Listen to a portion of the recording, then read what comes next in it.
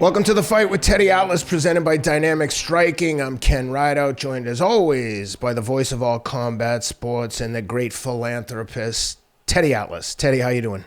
Good. I hope Rob, I hope Sam, I hope everybody out there had a great Thanksgiving. I hope you didn't put too much weight on, but if you did, it just gives you something to work off, so don't get too down about it. I know a fighter named Moton, we'll talk about him later. He might have had a little too much turkey. I'm not sure. It's an interesting story. Just a good way to open up, just to kind of, pique your interest a little bit, what's coming your way. But, and I'm, of course, being facetious. I'm joking around, tongue-in-cheek. We'll dive into that a little bit. But we had a good Thanksgiving, thank God. We usually have it at our house here forever. And my wife does all the cooking, starts 3 days before, takes care of 30 people. Sometimes we've had 35, even whatever. But this year, being that my daughter moved down to New Jersey, she wanted to have it at her house. So we did what she wanted. So we all went to her house. So we had my family there, Nicole's husband, Jeff's beautiful family there. The only one missing was my son, because he was in Las Vegas with his wife and son and her family. He was here, though. I'll tell you, that kid, he stayed. He came in for the dinner with his family. They went back Sunday.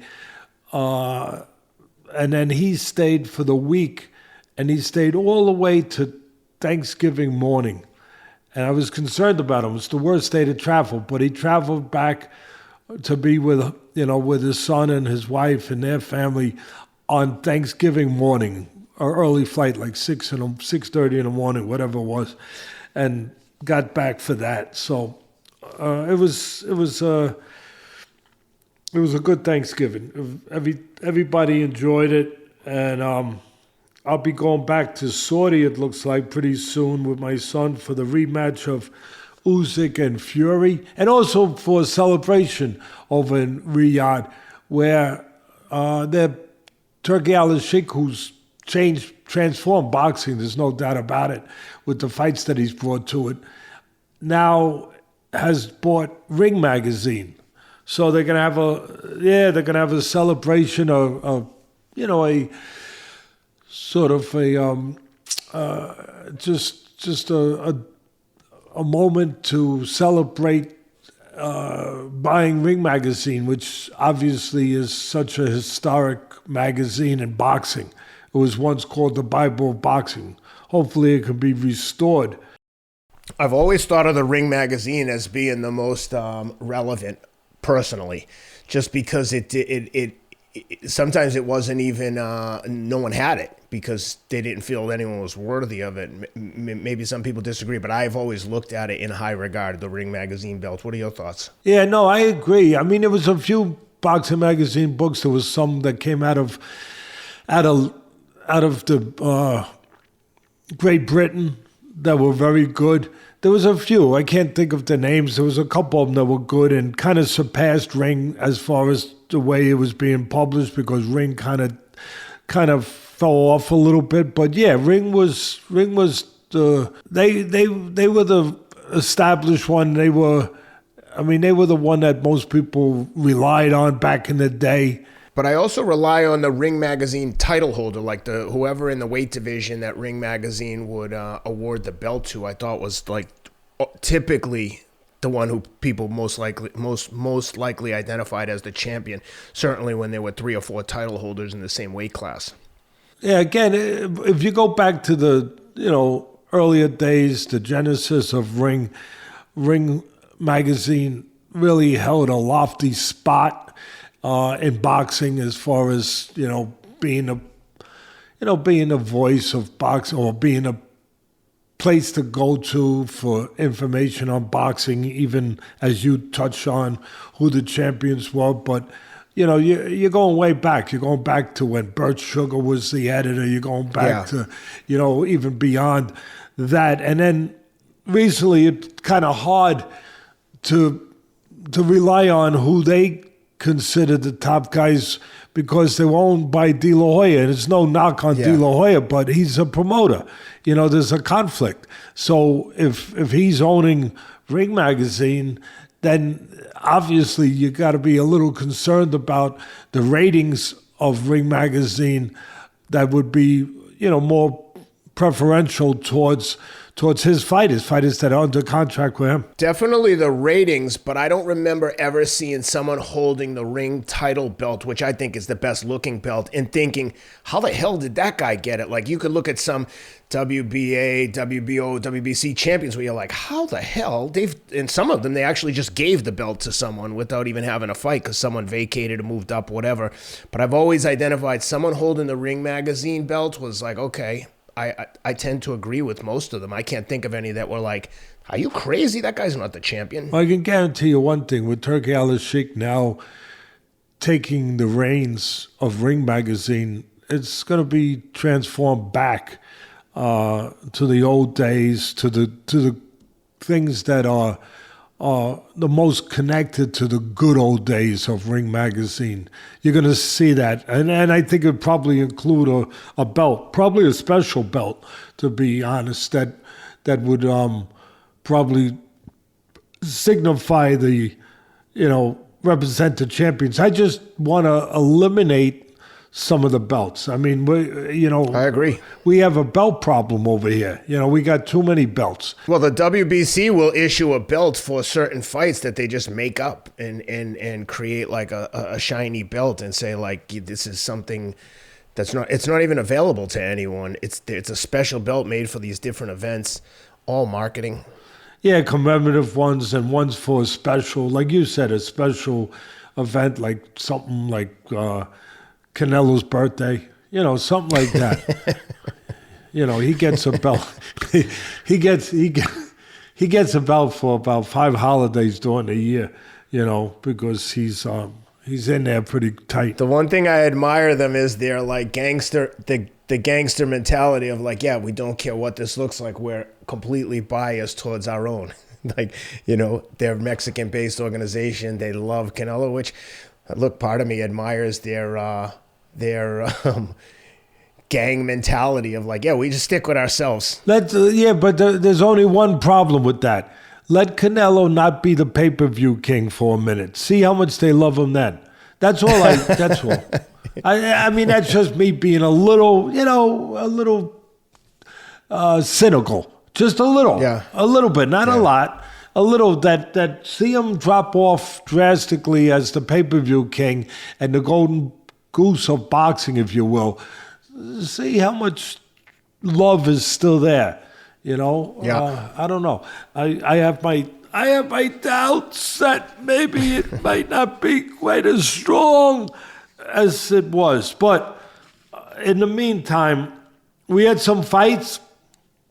We have some good stuff to go over. We got some fights. We got some previews. We got some news floating around in the boxing world that we want to touch on too, that's out there in social media and all over the place, different things. So why don't we get started somewhere? All right, let's jump in. Sonny Edwards, swan song against Galal Yafai. Sad to see Sonny go out like this. I really like him as a fighter and as a person. He always seems to tell it like it is. You know, a famous clip circulating on the internet that we can talk about where he told his trainer, like, I don't really want to be here. He got stopped in the 6th, referee stoppage. Galal Yafai just looked, I mean, he looked incredible. And I'm curious to hear if you think that Galal looked incredible, or did Sonny just like get old right in front of our eyes and that lack of desire to be in there? Because you know better than anyone that once you lose that fire to like win or die trying, it's very difficult to compete with the best in the world at anything. And Galal, just a few pro fights into his career, to have that kind of performance against a guy like Sonny was super impressive. Galal, this was only his 9th fight. He's 9-0 now with 7 knockouts. Sonny Edwards drops to 21-2. Been stopped twice. Only had 4 knockouts, Sonny, in his career out of his 21 wins. So obviously not a big puncher. But what'd you think of the performance? Was it a combination of Galal looking lights out, or was Sonny fading before our eyes? No, listen. Your foul. He came very well prepared. What I was impressed with him was a couple things. He was the more physical fighter, no doubt about it. Much more physical fighter, the better puncher. But don't shortchange him thinking with only 7 fights, how impressive it was. It was impressive. But there's a guy who was a gold medalist in the Olympics. When you're a gold medalist, you have hundreds, usually, of amateur fights. But more importantly, you've been on the big stage. You have fought the best fighters in the world. You had 3 rounds, I understand that. But still, the competition, you have fought every style, you have beaten every style, and you have fought the Cubans, the Russians, everybody.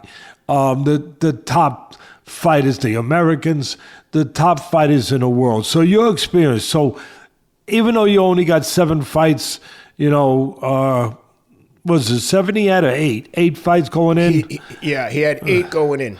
Even though you only had 8 going in with 6 knockouts, you showed your power. But you're no baby when it comes to experience. You're ready. Before we get into the breakdown, Teddy, along those lines, I'd love to get your thoughts on this. We've seen guys like, who is it, Robisi Ramirez, the Cuban. I think he had an Olympic gold medal. He lost his first or second pro fight. Talk about the transition, how some Olympic fighters, you can look at them, maybe you can look at them and see, oh, he's going to be a good pro. You could tell his style, versus someone who's really good amateur that just doesn't translate into the pro game. Like, what are the factors there, or what are the things you look for in an amateur that would indicate, oh, he's going to be light? Like the way our Ukrainian friend adapted to from amateurs to pros. Lomachenko, he clearly stepped in, second fight out. He lost a tight one for a title, but then got it on the third fight. But then you have guys like that have struggled coming from a gold medal. What are the differences? Yeah, well, the first thing is, like we were on this track here, that it's not that shocking, really, to see a guy. I mean, it's obviously less usual than a guy that's got 20, 30 fights, whatever, when he fights and wins the title, or 15, 20.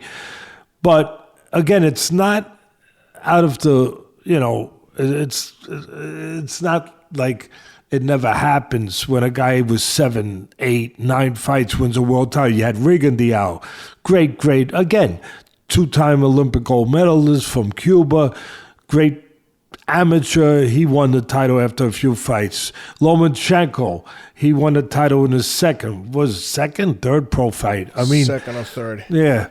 Leon Spinks won the title over the great older Muhammad Ali after like 8, 9 fights. What's the kid now? I think he'll win a title soon from Cuba. Andy Cruz, I think it is. And what's I think he'll win the title soon. What's the kid was the super middleweight champ, and now he's going to be fighting Morale, right? Dave Morrell. Dave Morrell. I mean, he won the title with a few fights. And it's always the same formula. It's someone who had a lot of amateur fights, usually a gold medalist from the Olympics or a top guy from the Olympics in that kind of competition. As far as what translates, what styles and talents translates from the amateurs to the pros, you can see an amateur. I can watch an amateur. I used to get asked to scout guys for certain guys, and Teddy, tell us who would make more sense to sign or, turn pro than the other ones. Out of the whole lot, and you have a lot to choose from in the amateurs, which guys make the most sense? And a lot of times it wasn't a guy that was necessarily the poster child of amateur boxing. It wasn't always the guy that was just, scoring a lot of quick punches and knew the system, scoring on the outside, knew how to score in a 3-round fight. Score quick on the outside before the guy closes the gap. Get out of dodge, and grab the guy when he gets close. That kind of style. Real amateur, jab, jab, jab, move and move. Not that can't be a world champ, but you'd look at that style and then you say, okay, can he maintain that style without having the physicality for 10, 12 rounds? Or was it beneficial to him with the scoring system as it is in the amateurs and with it only being a duration of 3 rounds that you have to keep it up mentally and physically? I would look at a style guy that had physicality, that was a good body puncher, that was aggressive, but at the same time not walking and easy to hit, where he's responsible defensively, but he's got an aggressive nature. Again, he's a good body puncher. I would look at that guy and say, wait a minute, he's not getting fair treatment in the amateurs. They're not counting the body shots in the amateurs, but they're going to count them in the pros. And whether they count them in the pros or not, it's going to count in a place that matters, in the ring, in the body of the other person. He's going to wear guys down. And in a 10-round, 12-round fight, it's going to be beneficial, that style. And he's going to bring pressure, and that's going to wear guys down. Where the other guy who won the 3-round fight is not going to have those traits, assets going for him in a 10, 12-round fight. It's going to actually be the opposite. They're going to have to really be in great shape, which they will be, and mentally, which they will be, really together, like a Shakur Stevenson, who's done a great job, to be able to control the outside, to ward off pressure for 10, 12 rounds and not deteriorate. You're going to get those guys, but I prefer the ones I described because, A, the longer distance is going to benefit them. The physicality is going to show in longer fights. And B, usually they're more entertaining. And that usually equates into networks, promoters wanting to use them more. Money, because people would rather watch those styles. Can you think of a really good amateur, maybe even a gold medalist that just didn't translate to the pro game? That's a million of them. I don't know that I could come up with the name right now, but I probably need a couple minutes. Yeah. There was I remember seeing a lot of them back in the day in the amateurs, and I covered 4 Olympics for NBC. The 2000, the 2004, the 2008, and the 2012. And during all those years, I saw a lot of guys that were top amateurs with the style of quick feet, quick hands, stay on the outside, and especially with the scoring system the way it was, where they would score on the outside. It was easier to tabulate the score, where a guy coming forward and looking to be an inside fighter, he didn't get credit on the scoreboard so much.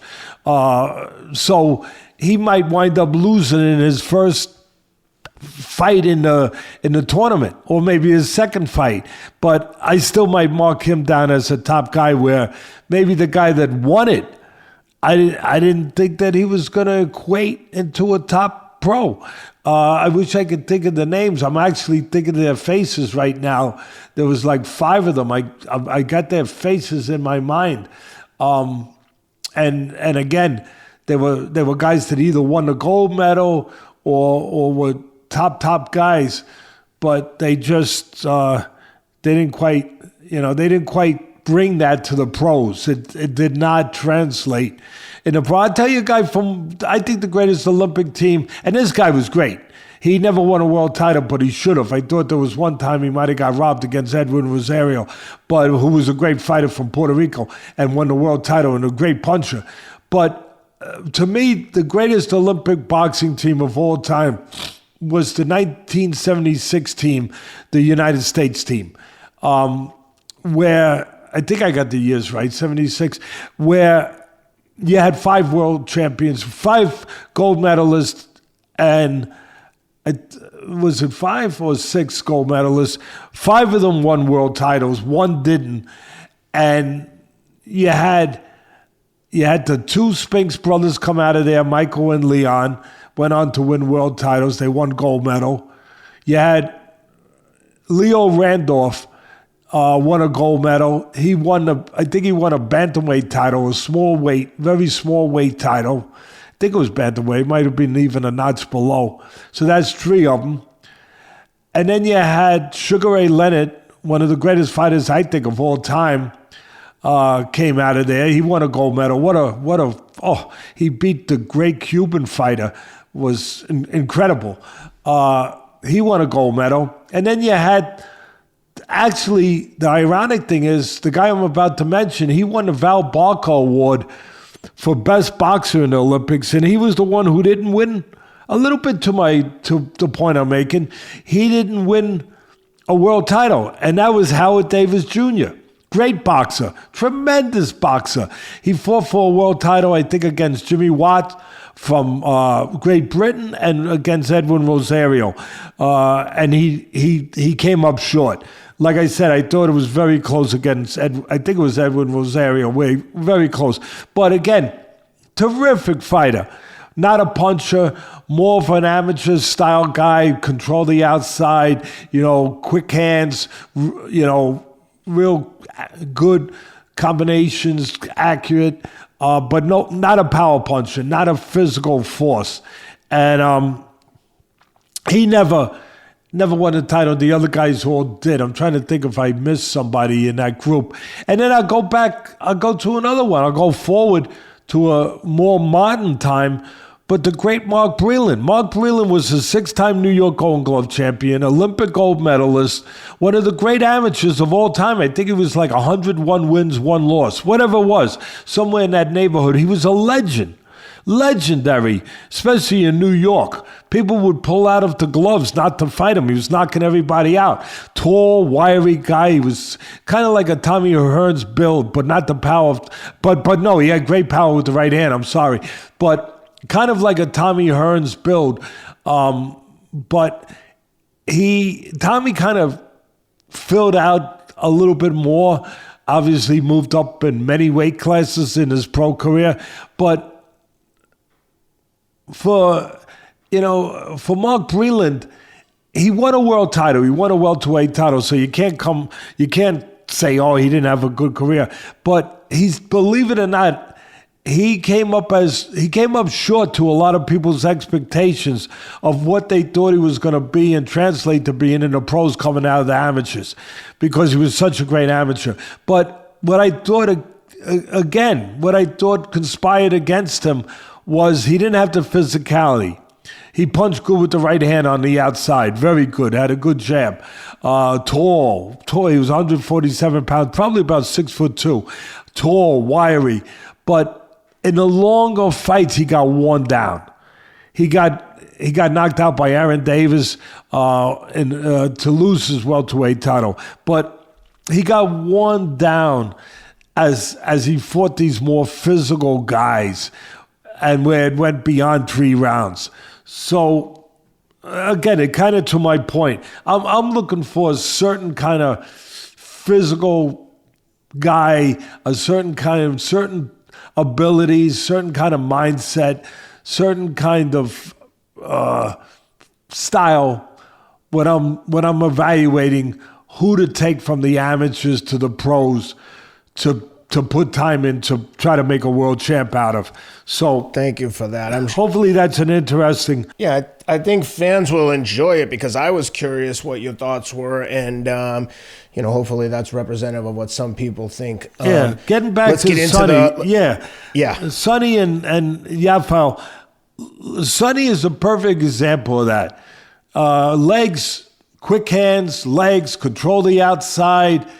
No power, not a puncher, but a real game guy, a guy who really knows how to, control the ring, keep it in a geography. It belongs for him on the outside. Quick scores, move. Be a ghost. Don't let you catch up to him. Keep you off balance all night long. Hit and move. Hit and move. Don't get into sluggy matches, even though he's got heart where he could do it in spots, but he don't have the physicality to go with it. I thought this fight was lost before they got in the ring.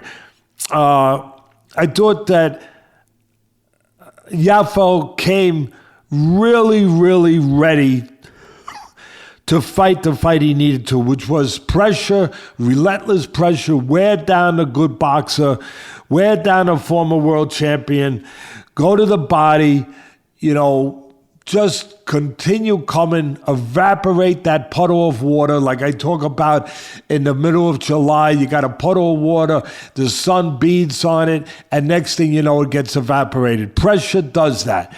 Just keep the pressure, coming behind the jab, get into position and go to work. He had a great fight. But what was great about his fight plan where I was impressed? Yeah, he was the more physical guy. We knew that. I knew that. There was no contest between who was physically stronger, him or Edwards. But to use that ability, that advantage, he had to get close. He got close too easy. That, for me, that was set off an alarm. It was just too easy to get close. Like, I was shocked. Like, Sonny's not using his legs. He's not trying to move on the outside. He just kind of stayed there.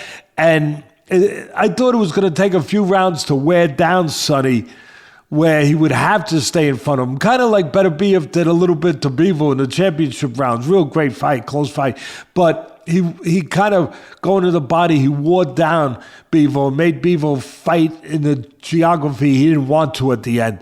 I thought it was going to take a few rounds for Yafai to do that to Edwards, to get him ready. Kind of like cooking a pot roast or a turkey. You get it ready. You got to cook it until it's ready to baste it and ready to bring out of the oven. He didn't. It was like it was ready before it even went in the oven. He closed the gaps too easily, and the thing that I give him a lot of credit for, saying he was prepared in every way, him and his team, was Yafai. He brought his legs. He wasn't reaching. I heard the corner of Edwards say, okay, he's reaching, counter. I didn't know what he was talking about. I was like, I don't see him reaching. I don't see any opportunities to counter the guy. He's coming in the right way. He's coming in behind the jab. He's bringing his legs. He's got his feet under him. He's balanced. He's not out of position. He's not leaning. He's not reaching. He's not giving you any freebies to get him because he's reckless with his aggression. No, he did it buttoned up. He brought his legs. He got there. He was balanced. His feet were under him. He could deliver with power because his feet were under him. And the other thing I loved about Yafai was he didn't look for one punch. Sometimes you're fighting a guy who's going to move on you. You got to catch up to him. You got to get to him. You're looking for one shot, and he gets away from you. You're looking for one punch and you're playing into the boxer's hands. Now he knows there's only one punch coming at a time. He knows if he avoids that, he's got you. He avoids it. It's easier to avoid one punch at a time. And now he counters, now he moves, and he's got you all night into a rhythm, a pattern that's not good, where you're just looking for that big Sunday punch. No. Yafai was putting punches together beautifully. Like Edwards, like you thought Edwards would. He was putting them together. He was not loading up. He was going to the head and body, taking air out of the tires too. And again, the battle is always about geography. Edwards just fought the wrong fight. He fought in the wrong geography. He was fighting like he was the puncher. He was standing there in front. He landed a few good uppercuts, but it was a pea shooter with a howitzer. It was a slingshot. Against the cannon. It wasn't going to work. It wasn't going to work. And then in the second round, whatever round it was, what you talked about. Rob's got it up. You hear why I said that the fight was lost before he ever got in the ring, I think, because he said it all. He said the words that a trainer never wants to hear from a fighter. I honestly don't want to be here. No, let me to be real quick. I don't want to be here. What do you do in that case if you're training a fighter and they look at you and you could tell they... Dude, you're here, buddy. We're here. We're here. You know what? You've overcome things. You've changed your mind in the past. When you thought you were going to lose, you found a way to win. You know what? You're going to change your mind here. Get it out of your head. Well, we're here. We're here now. You know, I could go the other pattern. I could go the weaker way, but this ain't a weak business. I could lie to you and say, okay, I stopped the fight. All right, I stopped the fight. You know, compassionate, whatever you want to call it. Maybe it is. But you got to try to, that early, it's too early to bring the white flag out. I mean, then you shouldn't have been in. You shouldn't have signed the contract. Really, I love Sonny Edwards. I'm not knocking him right now. I get it. I think that this could be directly connected to the Bam Rodriguez fight. I think that fight knocked the fight out of him. It happens. Yeah. It happens. Yeah. Sometimes football players don't want to get hit no more. Sometimes doctors don't want to operate and see blood anymore. I mean, they had enough blood. They had enough arteries. Sometimes a lawyer don't want to go in the courtroom no more and battle the way you got to battle. You see it with special forces guys occasionally too, like Navy SEALs, Delta Force. It's the same thing. Same thing. Perfect example. Same thing. So I think that the Bam Rodriguez took it. It happens. That's why when I see a guy take a bad beating like Sonny took against Bam Rodriguez, sometimes I say that might be the end of him. But Teddy, he could get over it. I know he can.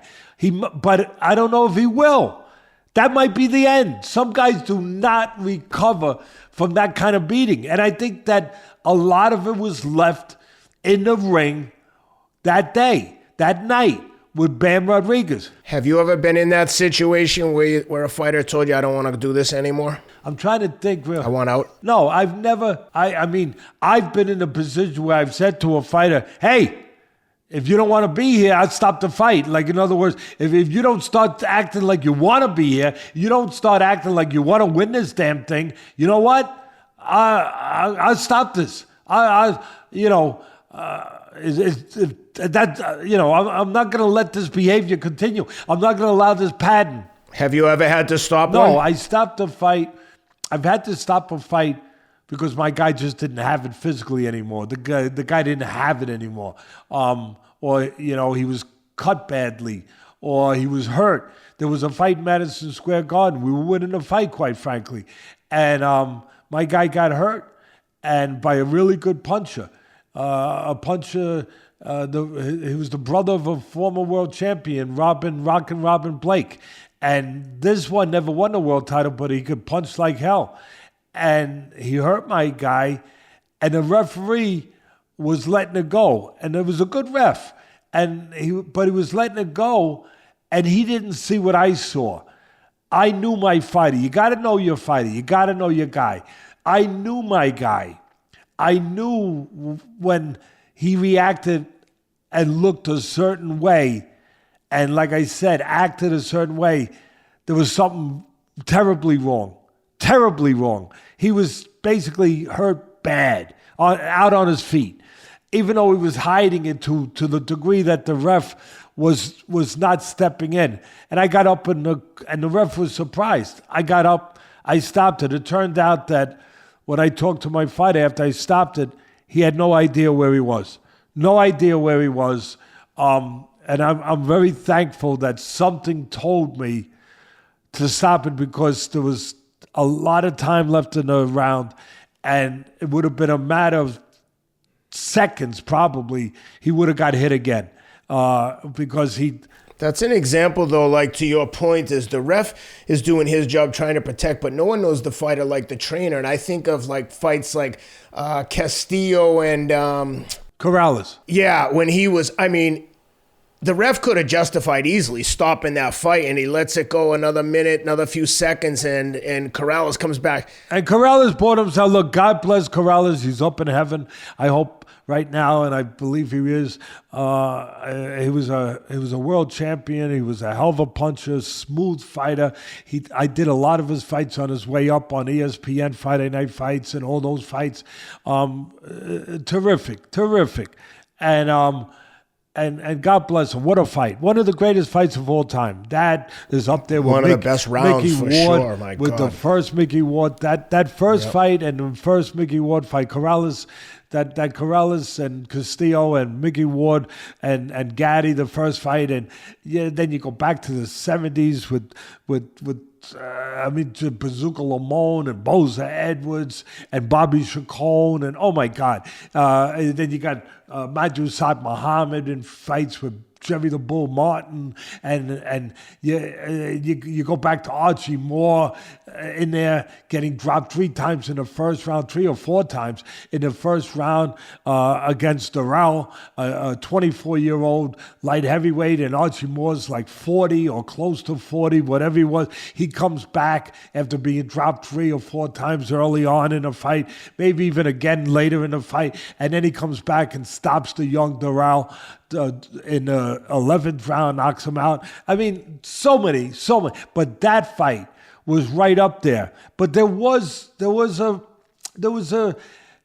X factor. There was an intangible in that fight too, where you could say he had the presence of mind, or you could say he got away with it. God bless him. Yeah. But what a fight! But Corrales let his mouthpiece go out. And he let it go out a couple times. The referee, I'm trying to remember, the referee warned him. He took a point, I think, at one point. I don't know if he took a point or he warned him about it, but it was just enough to give him what he needed. Just enough to give him that little bit of reprieve, respite that he needed to come back. And then he came back and then he caught Castillo. And again, a hard shown by Corrales, a hard shown by Castillo.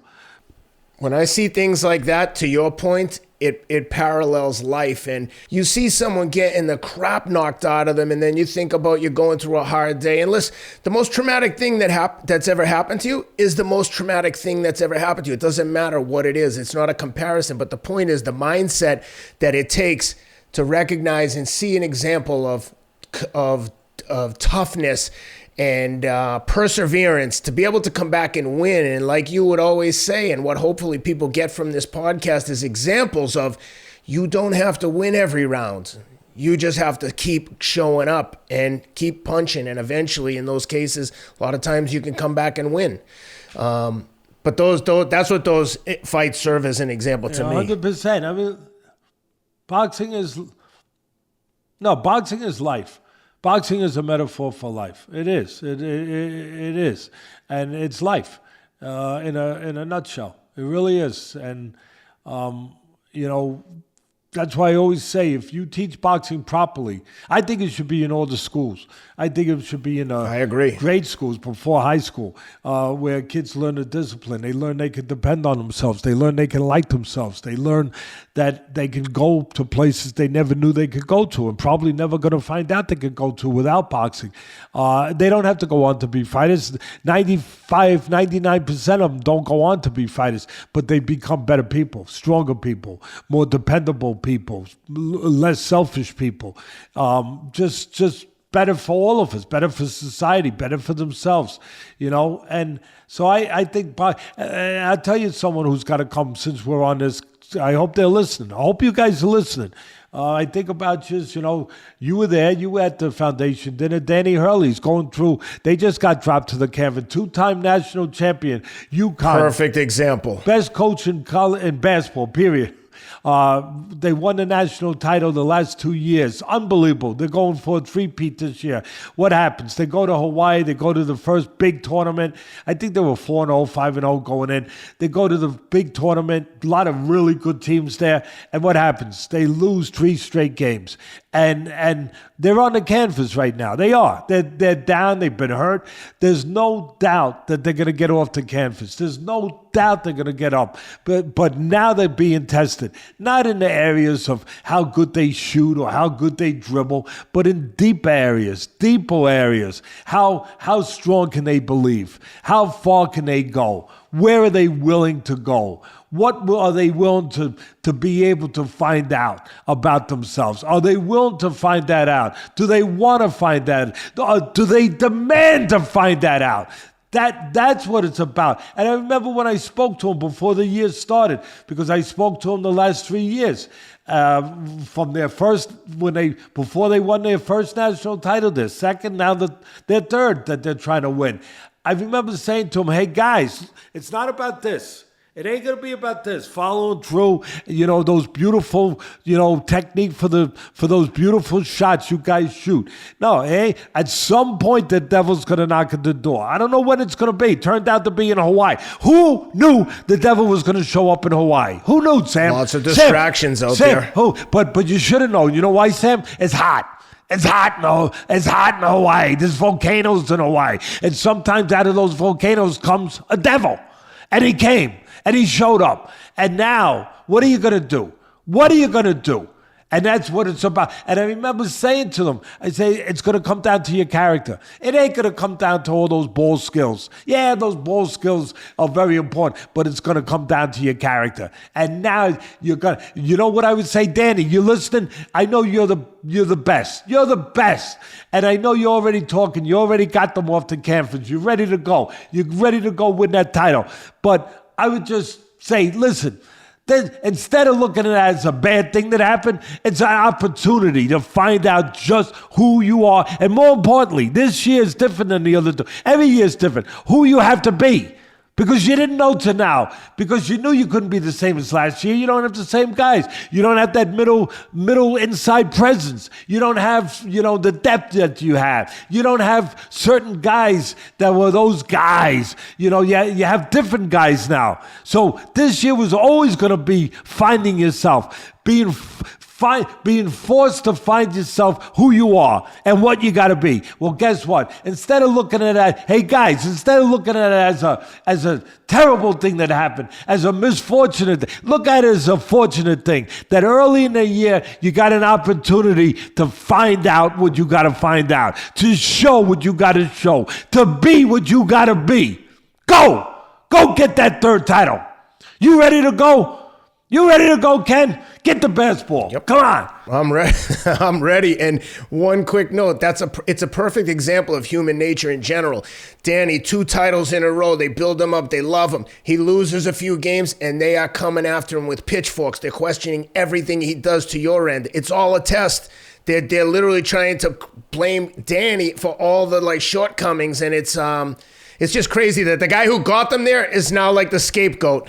Freak them. That's welcome right. to the Big Apple. That's the way it is. Welcome to the Big Apple. Welcome to the Big Dance. You know what? You want that. You want that because that means that you're relevant. That means that you're doing something special. That means that you've awoken the giant of the even the bad things about people that are jealous, that want to take shots at you, that want to knock you off. Well, they don't want to knock off the guys that are down, that haven't gotten there. They want to knock off the guys who are on the top. That means you're there. That's good. That's good. Now go and freaking be there again. Go there and then take all those rocks they're throwing at you. Take them all and then freaking put them on the side, throw them back. And freaking go and do what you got to do. Because at the end of the day, we all get tested. Sometimes you think, oh, but Teddy, we got tested last year. We got tested the year before. You never know. The test changes. You're the biggest opponent for every person you play wants to beat you worse than anything. The target is there, but you never know what the test is. There's always a new test. It's always something new. This is new. Yep. This is the test. And you know what? Ultimately, this is always going to be the test. That's right. From the beginning, when you won your first title, you never thought about that. But it was always, if you want to have something called longevity, consistency, greatness, because greatness only comes with longevity. Greatness isn't fleeting. As great as you could be for 1 or 2 years, you want to be longer. You want to be longer. And to be longer, to have that longevity, to have that consistency, to have that kind of greatness, you have to continue to deal with the test. And like I said before, it might sound strange, but the first year, it was always meant to get to this point. Like, okay, yeah, you got a taste? Yeah, I got a taste. I remember Danny saying to me after the first year he won, you know what he said to me? We ain't going backwards. We ain't going backwards. And they didn't. They went forward. They won a second one. We ain't going backwards again. Well, guess what? You just took a step back. That was always going to be. Now we're going to find out how much does it mean to continue going forward? Or was it enough already? Yep, just a bad round or two. You can still turn it around and come back and win by knockout. But to your point, it highlights how significant, I think now more than ever in college sports, the importance of a leader and a coach, because with the NIL and the transfer portal and all the crap that's going on with the NCAA, I think it's harder than ever to keep producing teams like that when the talent turns over every single year. And if a guy's too good, he's gone. So now we got to replace him. So it's constant recruiting, i.e. selling to prospective student athletes. And I don't know, I love watching him do it. But that was a great parallel to the fights. Let's get cracking on the next one, or we're going to be here until Friday morning. Look, all credit to Yafai, the interim champion. All credit to him. And Sonny Edwards had a really good career. He's a terrific commentator. He could be, like he said himself, there'll be other things that he's doing different, just different avenues of the game that he'll be doing now, obviously. But at the end of the day, it was just, he showed a lot of heart. I mean, he showed, even though he was getting beat up, and he took a beating. He was taking a beating, but he still, there was never a give, there was never a quit. He was going out on his shield, but right from the beginning. Now I understand, I think, why when that fight first started, he was fighting that way. Where I said, why ain't he on his bicycle?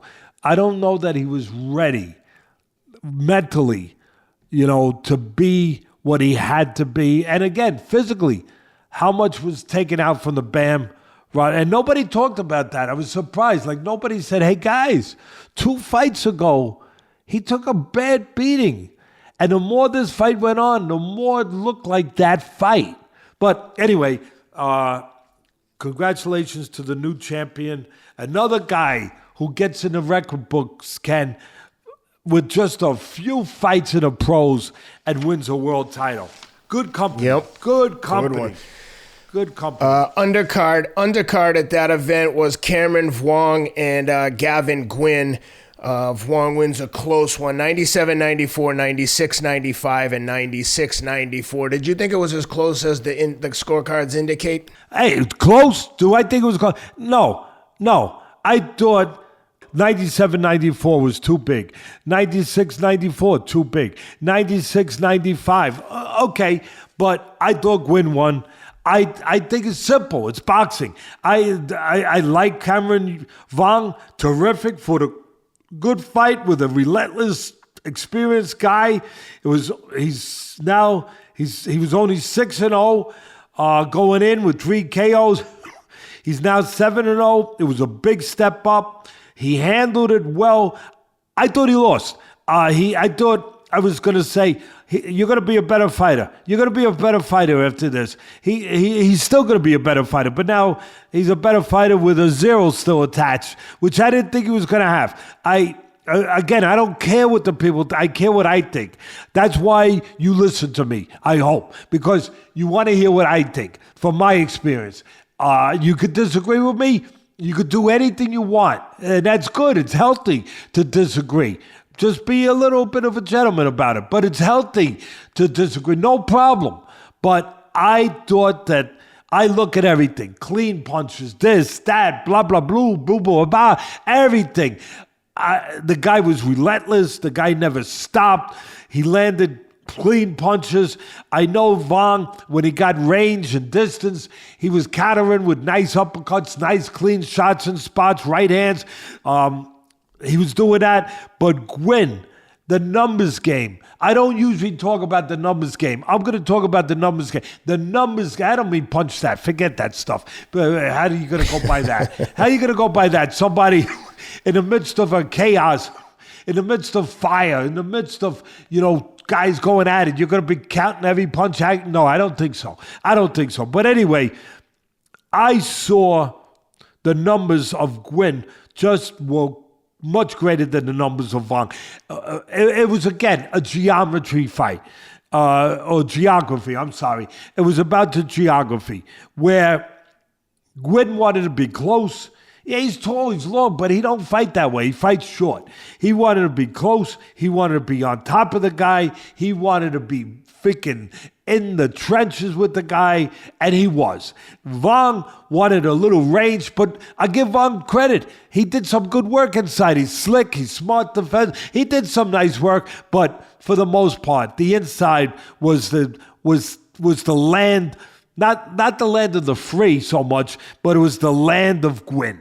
It was the land of Gwynne, where he had the numbers game inside. He was outworking the guy, outdoing the guy. Vuong, when he got separation, which he had to work to get, he did some nice countering, used his legs to get to back up a little, get separation, give room to punch, room to be effective. And then again, he knew what he was doing inside. He was blocking, he was slipping a lot, but he was also getting caught. And he was getting outnumbered.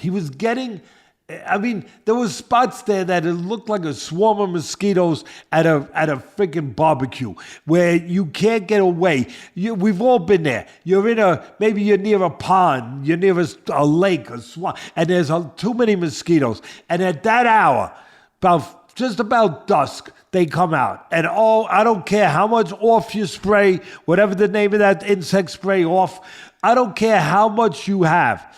You ain't keeping the mosquitoes off.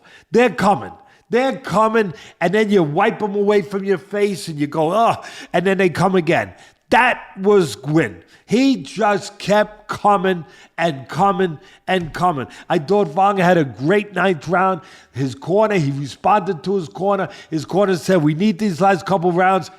He gave him the ninth, but then I thought Gwynne came back in a good 10th and took the 10th. I thought it was a matter of boxing being boxing, where at the end of the day, I don't think it was an accident. I think the judges were giving it to the future. They were letting the future make sure that he was going to get to his future. That was it.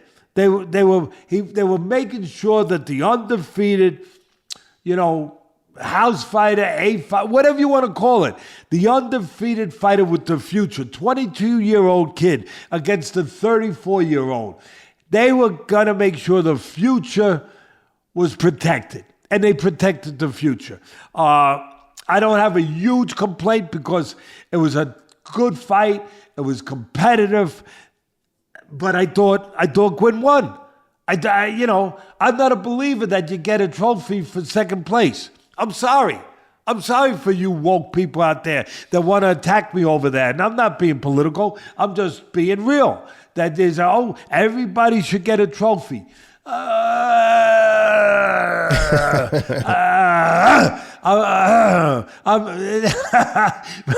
Maybe when you're 2, 3, 4 years old, maybe it's a nice little thing. I don't know. Even then, I'm all right, maybe. But then, come on. There's a winner and a loser, and in this case, like I said, Vuong couldn't have been even if he lost, he was going to become a better fighter. I like him. He's a good prospect. He's a guy that, he's a lightweight. He's a guy that probably could grow, get bigger. He's a good looking fighter. I thought he got outworked. I thought that he got outworked, and I thought that Gwynne fought his fight in the areas where he needed to fight it more than Vuong was able to fight his fight in the areas that he needed to fight his fight. So at the end of the day, good fight though. Next. I want to move, baby. I want to move. I know. Next up, let's preview Jack Catterall and Arnold Barboza. What are you looking for in this one? Yeah, look, I talked about this already last week with Paulie and Chris on the Pro Box show that I do with those two fine young former world champions that really, really know boxing, and they're articulate. They're great to talk to. They're great to do a show with. I'll tell you. This is a fight. The WBO has officially ordered that Barboza and Catterall is a final. They ordered it as a final eliminator to determine the next challenger for Teofimo Lopez's WBO junior welterweight world, which I think is good. I think it's interesting for one of these guys to be able to fight Teofimo. Both parties have 20 days, I believe, to agree to a deal, or then it goes, I think, to purse bids. So it hasn't been made yet. It's in the works. You got Catterall, 30-1, 13 KOs, 31 years old. You got Barboza, 31-0, I believe, 11 KOs, 32 years old. Here's the thing. You got to have an identity in boxing. You have to. You have to know who you are. I know who Catterall is. He's a terrific counterpuncher, pure as they come, pure as the snow when it comes to counterpunching. He is a counter. He's not a big puncher. He can hurt you because he catches you clean, but he is, and he showed that against Prograis in his last fight. But he is a sweet science guy. You know, he likes to move a little, control the outside, counter. You know, he'll fight with you a little bit in the trenches when he has to. But for the most part, he knows where his bread is buttered. It's buttered by countering and boxing. Arnold Barboza, I don't know what he is right now because he's a guy that I thought he was an aggressive guy. He likes to be aggressive. He was fighting aggressive. And then I thought he lost his fight 2 fights ago to Sean McComb, who he was pressing against. And I tell you the truth, McComb did a Catterall on him.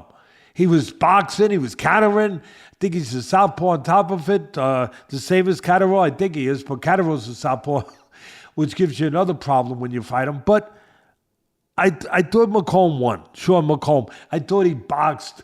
Again, I thought he did what, if you want a preview of what it might look against Catterall, he better improve from the McComb performance because he didn't have answers that he needed to have against the boxing style and counterpunching style of McComb. He better have those answers and have learned those things against Catterall. But here's the very interesting thing for me, for the people out there.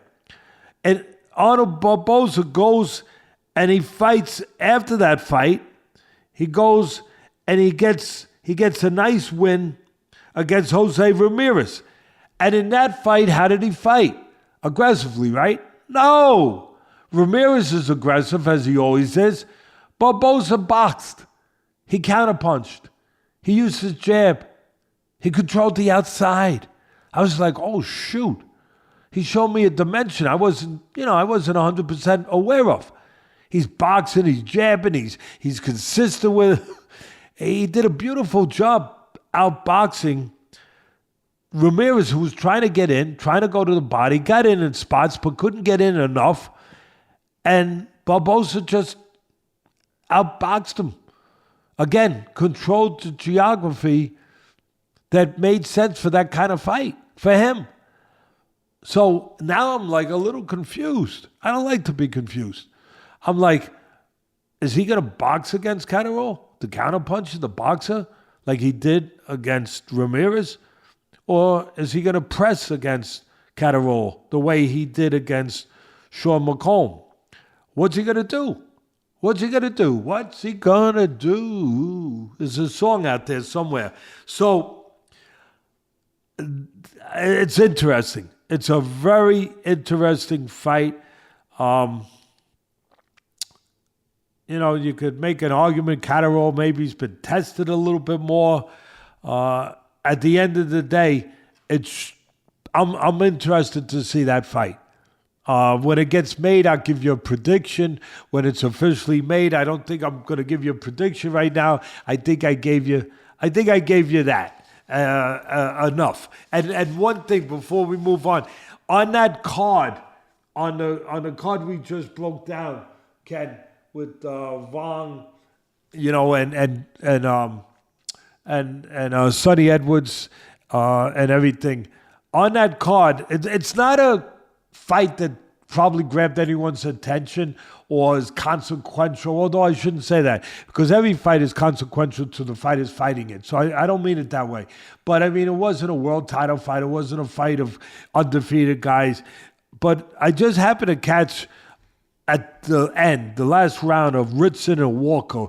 Ritson is 23-4, Walker 13-3-1. And Walker won the fight. And it looked like he pretty much controlled the fight, dominated the fight. But here's the point I want to make. I couldn't help it. I made a note to myself. Walker was giving Ritson a beating in the 10th and final round. I mean, he was just dominating. And then all of a sudden, Ritson catches him a beautiful uppercut.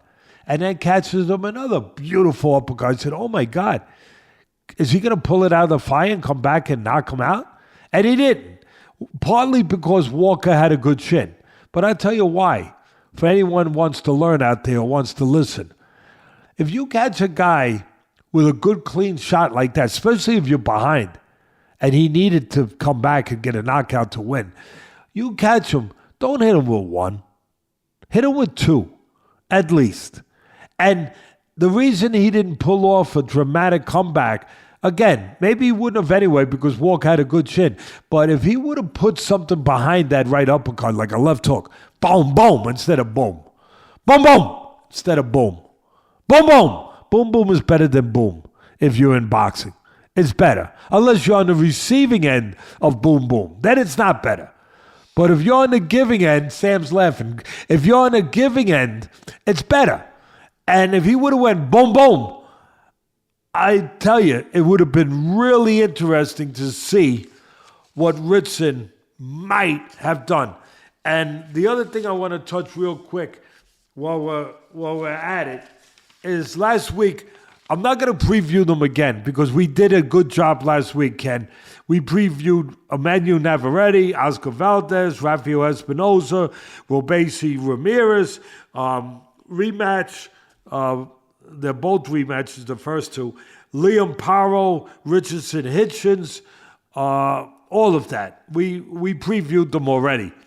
I'm just going to correct a little mistake I made, I believe, with Navarrete, where I was trying to understand how he became still the champion after he had lost the title to Berichek. The answer is pretty obvious. Or it should have been obvious. My son told me. It should have been obvious. And I'm sorry if I didn't say it. He had gone up to fight.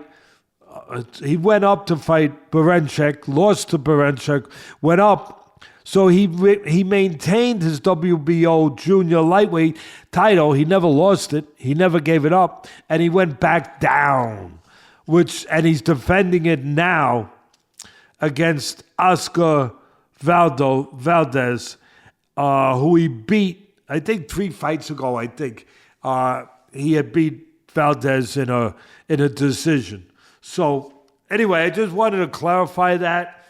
And what are we on? Now we got a couple news items for the people out there. I kind of like this show. It's kind of like, it's kind of like Thanksgiving leftovers. I agree. I love sandwiches after Thanksgiving.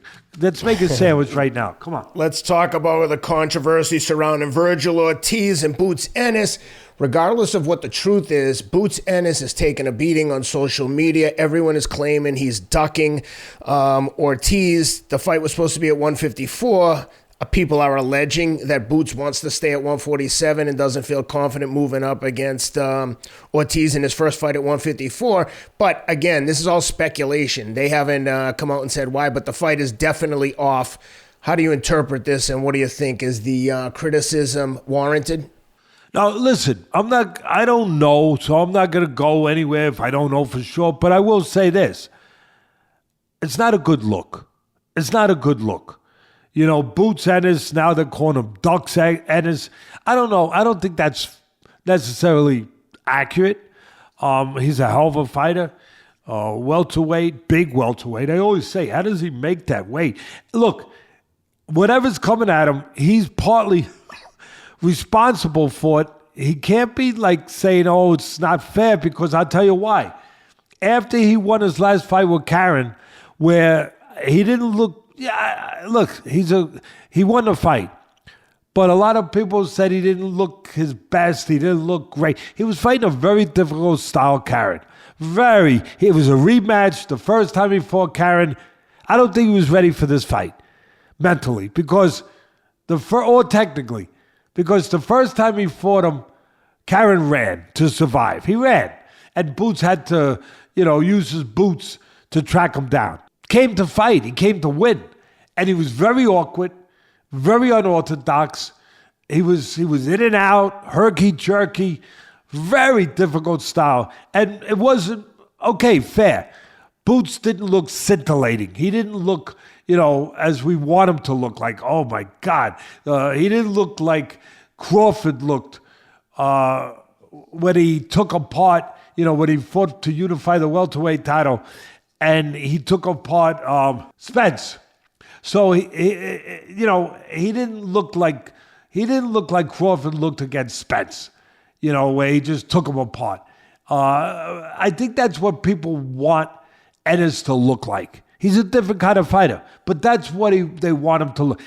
He won the fight. He didn't, you could take a few shots at him. People took a few shots at him. I didn't, because I said, hey, for the difficult style guy, he got the win. But he does have to improve in certain areas, I said. Defensively was one of them. No doubt about it.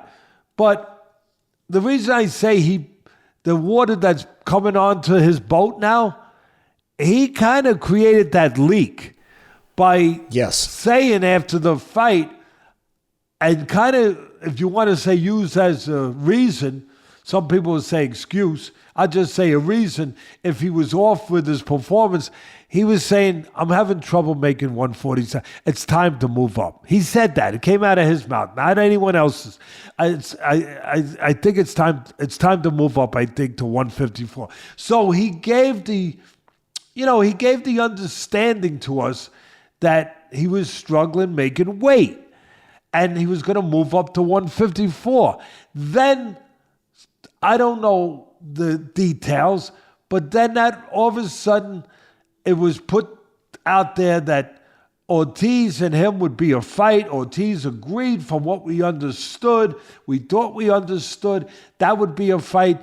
And then the next thing you know, we hear from Boots' camp and him that he will fight him, but at 147. Well, everyone knows Vergil Ortiz, that don't look good, because they know Ortiz can't make 147.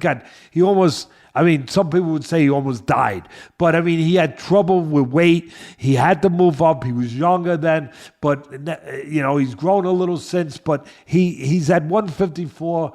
He had to move up from 147. It wasn't realistic to say, it didn't sound right, because it wasn't realistic to say, okay, I'll fight Ortiz. He's got to come down to 147, because he ain't doing that, and everyone knows that. So when he said that, it set off alarms. People were like, oh, he's ducking. He's ducking. I don't know. But then his father came out, and his father made a comment on some video out there that said, and you don't know which is accurate, but he said that the fight was never made. He said that the fight was never made at 154, that they received, I think he said, not a contract, but some kind of whatever, that it was proposed to them that Vergil would fight at 147, that it was never stated on the proposal that they received or whatever, that it was That 154. seems I tend not to believe that. Like I don't see Turkey and his associates making those kind of mistakes. I don't know if it was Turkey and his associates. I really don't. I don't know. But I mean, I where. think that's what he's suggesting. That somehow they were misled into thinking. I think it was he's one thing or suggesting another. that they were misled by not so much Turkey and his people, but more by Ortiz's. The preliminary talks were with Ortiz's people, and that the understanding was, okay, we'll fight you at 147, which again doesn't sound realistic. It doesn't. But that's what I mean. That doesn't sound remotely true. I mean, that would be, how could you be not aligned on the weight? That's like, what else are you going to talk about? The ring size? We don't know for sure, but it's not a good look. And I'll leave it at this for people who want to hear me say more or whatever. I will say that don't forget it's a business. Now, I know if you say you're going to fight then. If you say you're the best, you could go from 147 and beat the guys on 50, go do it. I agree. I have no problem. But let's not forget now. Sometimes we say things, especially after a fight, and then we got time to calm down, cool the engines, and think. And think without the engines going, without the emotion, without all that, right? Without, having to say things that you think you have to say when you're a fighter to that audience. And now you got to put on the business cap. And people around you have to put the business cap on. I think when the business cap was put on, and people say that I'm defending Boots now. I'm not trying to defend them. I'm putting everything out. We put out the bad side. We already put that out. It looks bad. Yeah, I think it's less about defending and more about just laying out the facts as we know and understand them and clarifying that, like, look, obviously only a couple people know the truth, and we're just saying how we interpret it. So. Well, what I'm interpreting now, what I'm getting at here is, I think that him and his people put the business cap. When everything calmed down, they put the business cap. And you know what? They're tough fights. He's kind of cleaned out the welterweight. He could still clean out a little bit, I don't know. But he's basically cleaned out the welterweight. All the top welters moved up. And I think Spencer's moving up too. But anyway, they've all moved up. Now they're at junior middle. That's the hot division. Before it was welter. Oh, yeah. Now the hot division is junior middle. That's where the money fights are. But they're tough fights. Because if they're money, they should be tough fights. They are. There's no easy fights there. No, the Not guy at that the top level in 54. How about Barboza? He's a tough one too. All of these that lost a close decision. Some people thought he won against Ortiz, but all Crawford, all of the guy that what's his name, Megachet, what's his name? The guy that Crawford just beat in a competitive fight in Los Angeles. All of those fights, you'll get his name while I'm talking. All of those fights are good fights. And they're tough fights, every one of them. And they're fights that have to be at the right price tag. So what I'm saying is I think they put their business hat on and said, wait, before we just jump to this, we got to get the business end of it sorted out. We can't just say yes to guys like Ortiz and Boracek and Crawford and all these other monsters that are there. We have to make sure that it makes business sense. That's it. I said it. I'm done. I'm out. Well, that's what I was going to ask you specifically is, by the way, the last Israel Mardamov. There it is. That's the guy who fought Crawford. Unanimous decision, 12-rounder. But I was curious to hear your thoughts. What do you think about... who do you think is the best at 54 now? And what do you think of a matchup with Vergil Ortiz and Terence Crawford? I'm not going against Crawford. I love Ortiz. I love his style. I agree. I love his tenacity, his body punching, his power. I love all of it. Although he didn't explode in his last fight against Boracek, but I still love the way the guy goes about his business.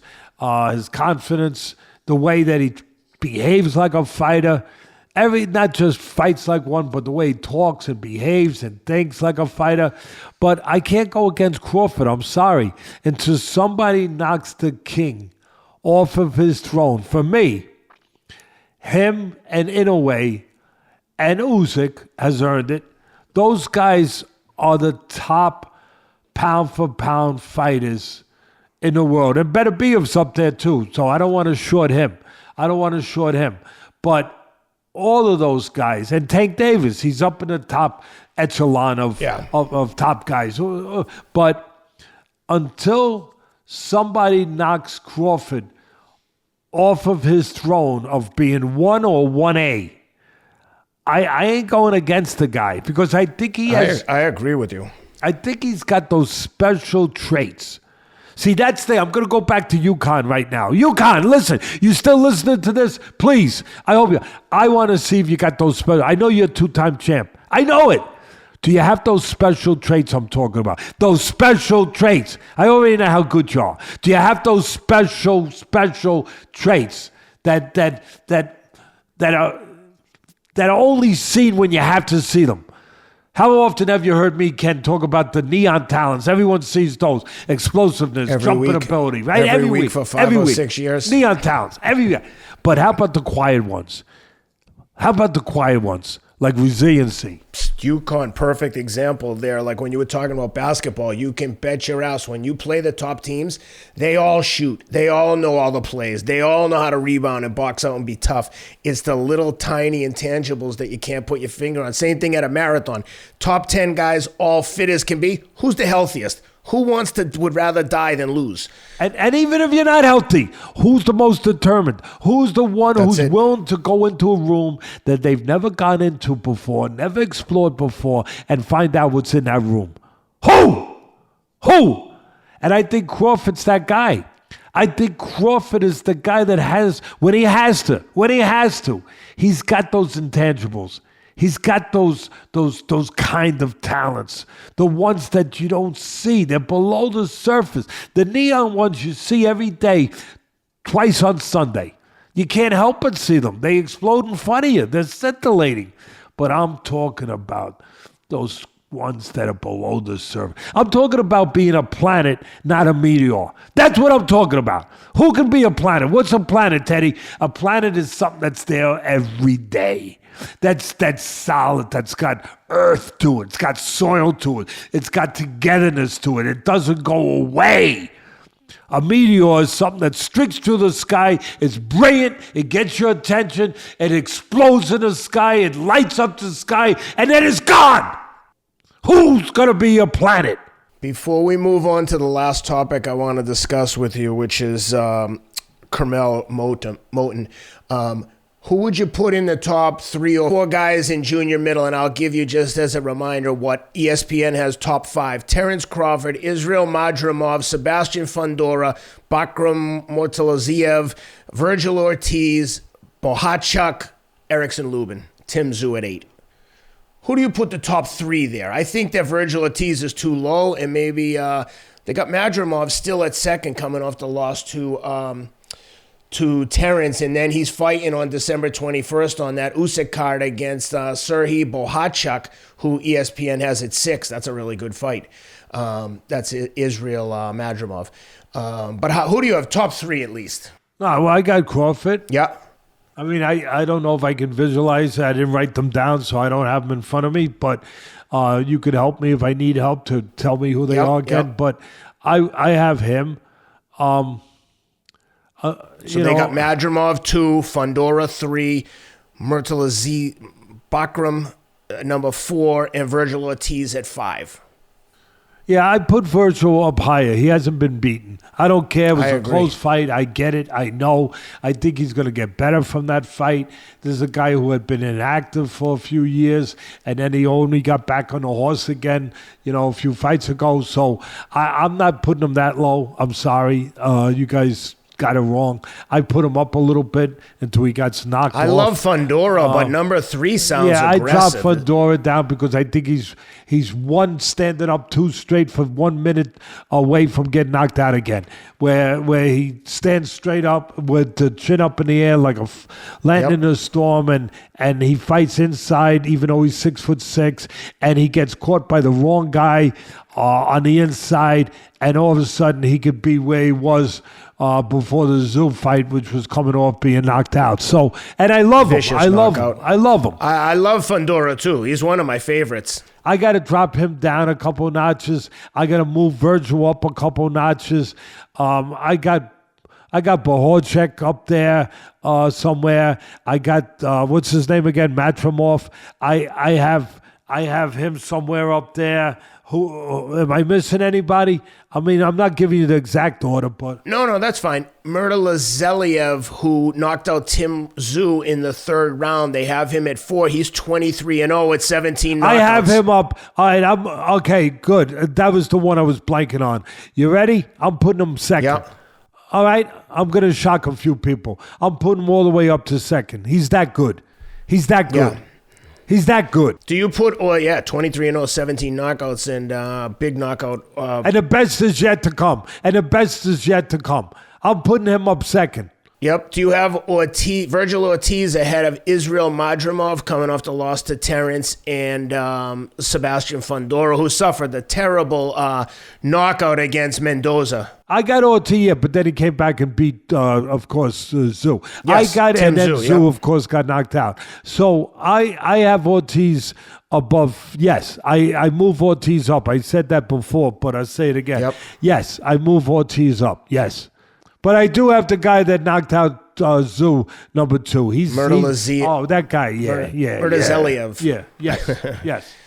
All right, last topic before we say goodbye. Curmel, Moton, Floyd Mayweather protege, reminds me a little bit of Tank Davis. He's so good. He's only 18 years old. So he misses weight by 15 pounds, which right away I was like, what the hell is going on here, right? On the surface, something doesn't jive. According to Curmel, the commission drew his blood, and 3 days before the fight, they say, we've lost the blood sample that we collected, not sure if the fight's going to go on, which right there makes me think, 3 days, just go draw the blood again. They're not taking pints of blood. They're taking just enough to drug test you. That's not a lot of blood. Why wouldn't they just do it again with 3 days to go? And he claims that they let him weigh in, and they use that as an excuse to call off the fight, that even if he made weight, that they wouldn't have scheduled the fight, which seems hard to believe. Like you should be able to fix that with 3 days warning, but nevertheless, controversy all around. What are your thoughts here? All right, first of all, 3 days, let's just say we're talking like it just happened, right? When it first came out. So 3 days ago, I'm not calling anyone a liar. I'm just saying that it just sounds a little bit like something doesn't make sense. Yeah, the kind of a little bit like the dog ate my homework. Okay, you know, and I heard Sam burp. He just burped when I said that. He you know, yeah, because he's heard that before. You know, the dog ate my homework. I don't know. Somebody ate something, though. That's one thing we do know. Something. I hope Moton didn't eat the turkey. I hope not. I hope he didn't eat the turkey. But somebody ate something to go up 16 pounds. Here's the thing. He's a young kid. He's a good prospect. I don't know anything more about him. I'm not denying it didn't happen, but really, then boxing has problems. They got to tighten up their stuff, and we know that. And that's why I want a national commission. This stuff should not be a subject. That's what I have to say. It should not be a subject because it should never come where a fighter, because he's 16 pounds old, suddenly is saying, well, the commission told me that the fight wasn't going to happen, yet they were going forward like it was going to happen, but it wasn't really going to happen because they lost my blood work. How do you lose blood work? That, again, please. I mean, that's like Deflategate with Tom Brady. I mean, yeah, how you lose footballs? You can't. That's like going into the, what are you going to go into the Super Bowl and say, hey, we can't play right now. We don't have no footballs. What do you mean we don't know where they put the footballs. Somebody was in charge of the footballs and we don't know where they put the footballs. I mean, you don't know where the blood work is? I mean, there's a problem with boxing. And also, why wouldn't Moton come out and say that before and say, I'm not going to kill myself to make weight if I need a definitive answer? Are we doing this or not? It just seems like... What I'm saying is that he might be, without realizing, or maybe he is realizing it, he might be outing the commission. He might be really opening a Pandora's box, where we got to get better commissions. We got to get a national commission because that's what he's doing. Because whether or not it's to take blame away from him, to look better or not, or maybe it's honest, maybe it's earnest, I don't know. But man, it's not a good look like we talked about the other subject. It don't sound right to hear a young 18-year-old kid who comes in 16 pounds over say that, well, I decided not to try because the commission told me they lost my blood work. Like, how does that happen? So I want an investigation. I want 100%. I want someone to say, hey, wait a minute, let's not let this be fluffed off. Please. And if it wasn't true, the commission come out and say, that's BS. We definitely had the blood or we didn't. Don't let the kid take all the heat. And here, so 3 days ago, you found out they lost your blood work, and then you gained And they're suggesting the fight can't go on. Yeah, so you gained 16 pounds, right?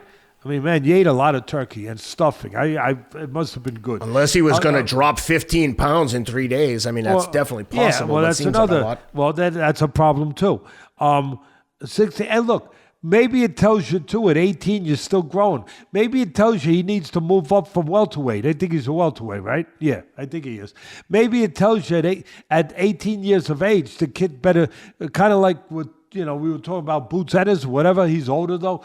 Maybe you better think, and your people around you better think about moving up to the next weight class if that's the issue. If you haven't weight, and because I look at everything. I've been in boxing 50 years, so that puts a red light on. Wait a minute, this kid's 18. Is he having trouble making weight? So again, 3 days ago, you find out that.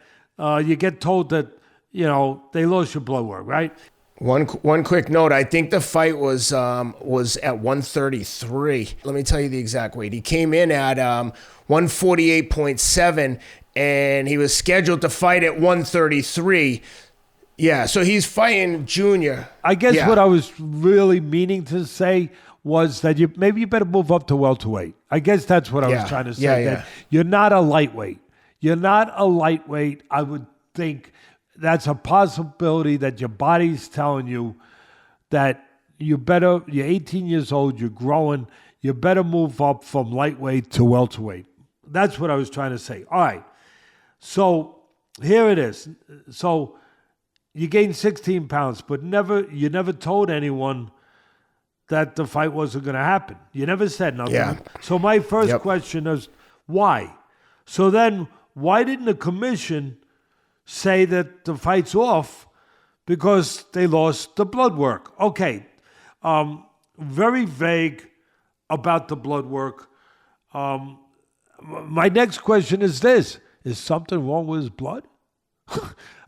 I mean, I'd like to find the blood work because that's kind of important to make sure that the fighter is healthy and that he's got good blood.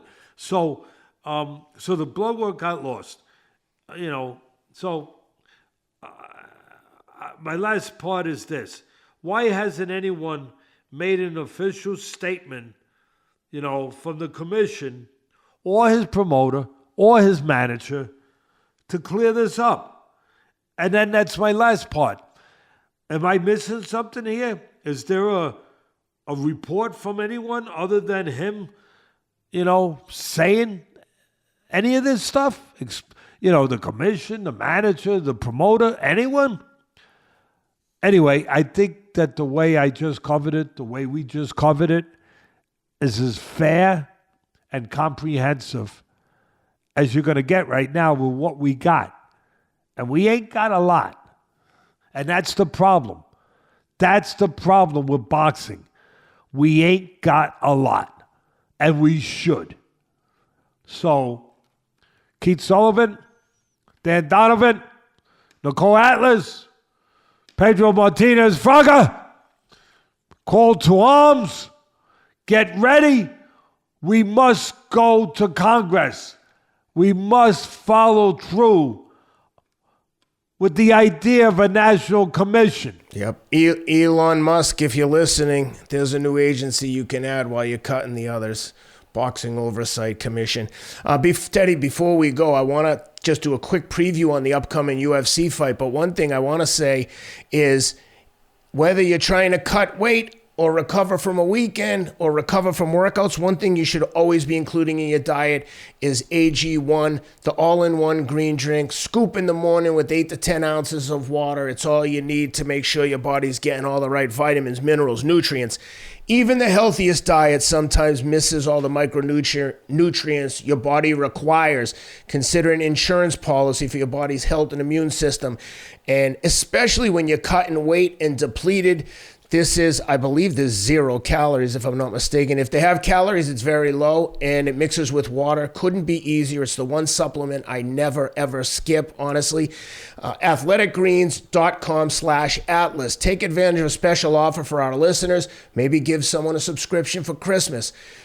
Athleticgreens.com/Atlas will give you 10 of these free travel packs with your first purchase. They're invaluable if you travel a lot. If you're in training camp, you can take the travel packs with you. Whatever the case may be, athleticgreens.com, promo code ATLAS. Can I add? And Teddy, yep, go ahead. You can mix it with water. Do not mix it with Thanksgiving stuffing. Or gravy.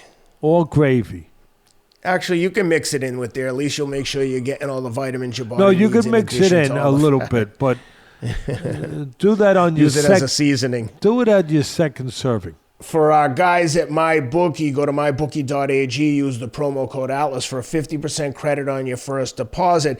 Let's quickly preview UFC 310 coming up. Main card, we've got Alexander Pantoja and Kai Asakura. And in the co-main, in the co-main, we've got Rachmanov versus Ian Machado Gary. And then we got Cyril Gana's Alexander Volkov. Those 3 fights are very, very competitive. I don't know much about Kai Asakura, honestly, but let's start with the undercard. Cyril Gane, Alexander Volkov. Gane is 12-2, Volkov 38-10. What are you looking for in this one, if anything? And I'll pull the lines up while you're talking. Yeah, I don't want to get deep into these too much. We'll go real quick. First of all, on the undercard, the prelims, you got Anthony Smith. Lionheart Smith is fighting, which is he's in a very interesting super nice fight. Guy. And he's in a very interesting. And you also have Sterling, Aljamain Sterling, the former champion. Aljamain Sterling, the former champion. You got him. So I think it's a good card. I think it's a good, solid card. Pantoja is tremendous. I mean, they also have Chris Weidman jumping back in after his fight was canceled a couple weeks ago. Good to see Weidman get another shot. And he can't afford to miss those paydays after you've spent 2 months in training camp. Everyone else is getting paid. Your trainer, all the expenses associated with the training camp to have the fight called off. And, as has been widely reported, when your fight gets canceled through no fault of your own, there's no payday, there's no show money, there's no nothing. So that's the kind of precedent that they set with the UFC. So it's good to see that he's going to get another shot there right back in the mix for Weidman. He's fighting Eric Anders. Yeah, and Weidman's got the great trainer, I'm blanking. Ray Longo. Ray Longo, who's just tremendous person, tremendous great guy, tremendous man, tremendous trainer. He's also got a guy who just beat O'Malley, the Machine, Marab. He's got Marab. He's got Sterling. He's got Sterling too, I believe. So I believe he does. Anyway, Yes. he's a tremendous trainer person. So Weidman is just he's incredible to come back from that. One of the great. He was a former champion. Great on the mat. Legendary on the mat. Suffered a vicious leg break. Oh, anyway, look, real quick, Gone Volkov boxing match. The both them good strikers, good boxing. Volkov really long and knows how to fight long, and it's going to be an interesting striking match, finesse fight. I know this. Yeah, finesse is a funny word to use in UFC because it's a brutal. It gets brutal fast. But and it is about physicality, it is about will, it is about those elements. But yeah, it's about technique too. And I think technique will be at display in that fight. Let me give you the line. Surreal Garn, big favorite, minus 340 versus plus 260 for Volkov. Yeah, I'm taking Volkov. Look, Garn, I no problem. Yeah, but you want to lay that? If I'd rather go with a small play to get back a bigger play, in a very small play on the underdog. As far as over under 2.5 rounds. I'm going to go minus over 350 on the over. Yeah, of course, that's the problem. So I would be led to wanting to go over, but I don't want to lay that. So I'll stay away from it. I'll take a small play on Volkov because I think I'm getting plus 260, getting some good money back. And then Rakhmonov and Gary. Look, Rakhmonov is undefeated. He's a monster. It's going to be very interesting to see him. Gary's undefeated too. Somebody's all got to go. I'm correct, right? They're Rakhmonov, big favorite, minus 400, plus 285 on Gary. Over under. I don't think it's a 5-rounder. I'll double check. A lot of times the co-mains are even though they're not both title fights. and they're both undefeated, right? I said that correctly. Yeah. Right? Yeah. Listen, interesting. Over 2.5 rounds, minus 170. The under 2.5 rounds, plus 122. It's hard to go against Rakhmonov from what we've seen, but let me tell you something. Gary is so good, and you know why I know he's so good and so solid? I'll tell you why, Sam.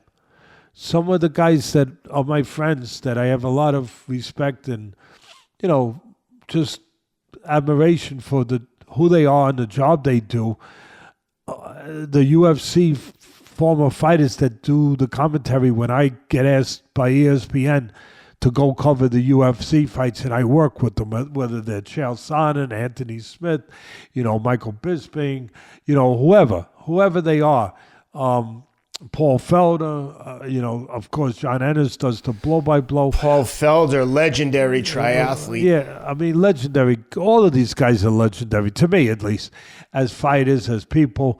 But they've all told me that Gary is really good. I mean, not like you need me to tell you that because he's undefeated, but he's really good, and maybe in ways that don't always catch the eye, in a way that some other talented guys would catch your eye in a different kind of more explosive way. But that Gary is really good. So I'm not going to sleep on Gary. I favor Rakhmonov. I favor him as the bookies do. But you know what? I might take, again, this is a fun thing for me. Just take a small little play on the dog. Little play. And by the way, it is a 5-round fight. Yeah, little play, going to untested waters. A little play on the two dogs so far, and then you come to the main, right? Pantoja.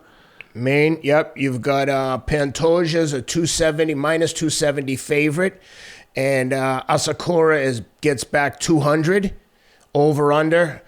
Relatively close to even at 2.5 rounds. Minus 137 on the over, minus 101 on the under. Very interesting fight.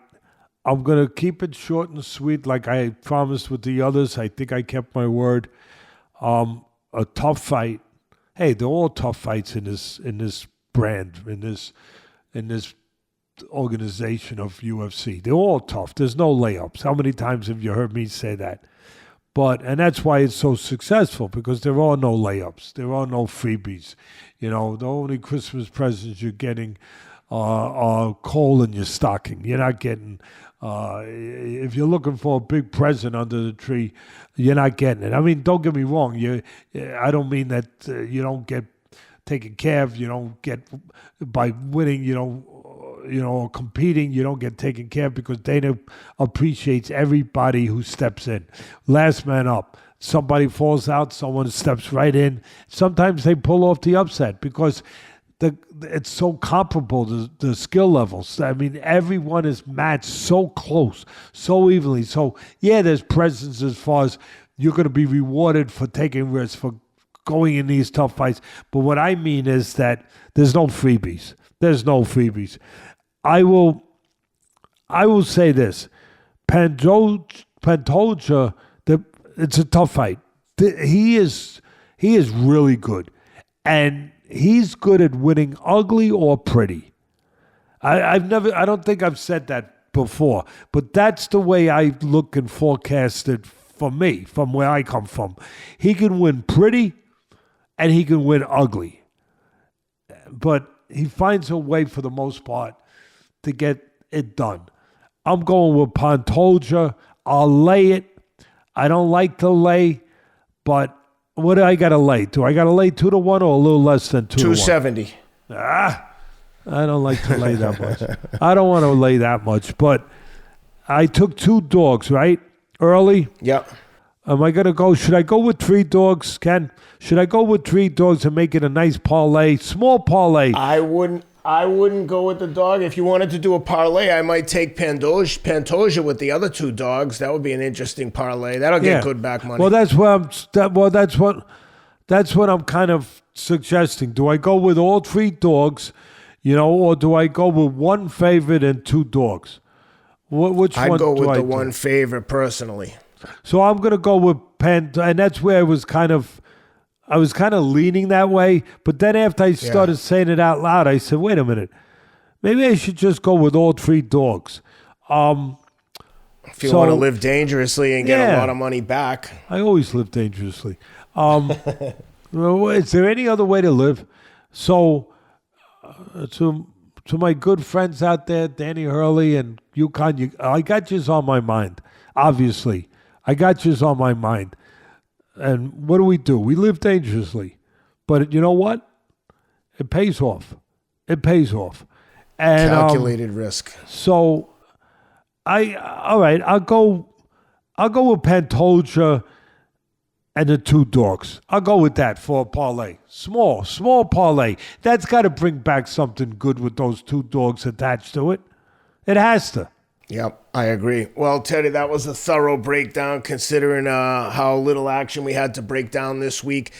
But I hope everyone appreciates and enjoys the previews and discussions about Olympic fighters becoming professional world champions. I enjoyed it. Hopefully everyone else does. But I got nothing else unless you have anything else, Teddy. We'll say goodbye.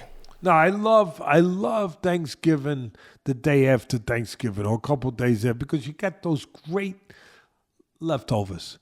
And I think we did a good job, if you want to call them leftovers, whatever you want to call them, news items, cranberry sauce, stuffing, sliced turkey on rye bread with mayonnaise.